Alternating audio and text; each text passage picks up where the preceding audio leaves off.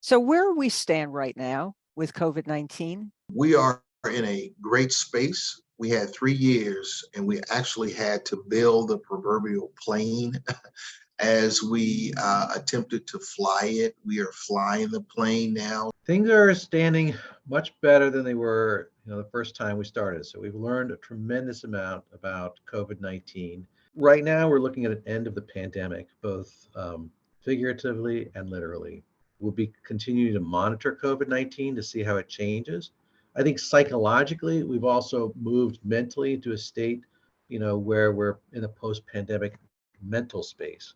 What I mean by that is many of us, not all, but many of us have returned to our activities of daily living. We're going out to restaurants, we're going to large events. Some people are wearing masking and some people are not. When we're doing those things, we're starting to mentally move beyond the pandemic. From a public health perspective, what lessons do you think we've learned from COVID-19? So some of those lessons were that we really need to be meticulous. We needed to look at racial and equity access. We created a zip code analysis. We looked at social determinants of health to identify those spaces where we knew that we had gaps.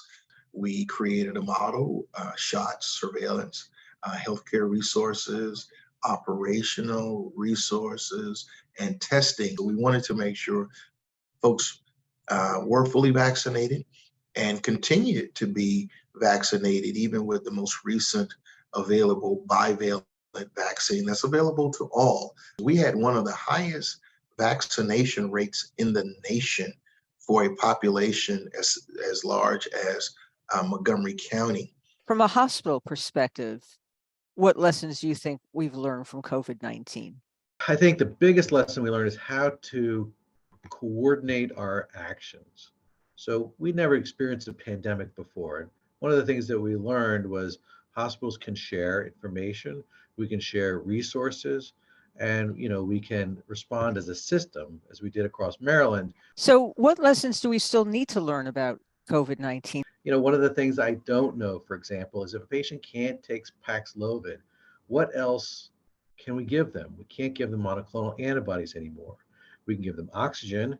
We can give them a drug called remdesivir, but what else can we do for them? And so there are new drugs that are coming. So one of the questions I have is, will those drugs be clinically available for patients who get COVID-19? I have my mask right here. Do I have to have my mask every time I see a patient? I have my, face shield right here. Should I continue to use that, in the middle of summer when there's almost no COVID? In the future, a future state when this COVID is low, do we continue to use it? So there's a lot of questions that I'm still asking, and I think we'll get answers. How do you see COVID evolving? So putting my public hat on and thinking futuristically about COVID, I think COVID will continue to be in the community. I think it may evolve. I think only time will tell as we look at seasonal respiratory illnesses. Especially people who are more at risk. How can they protect themselves from COVID-19? Stay up to date with your vaccines. One of the best public health practice that folks can take away from this discussion is to continue to wash your hands, to be vigilant, to cover your mouth or your nose when you sneeze, to be aware, and to be aware of those individuals who may be sick and or immunocompromised. Those are keys to keeping us public health safe.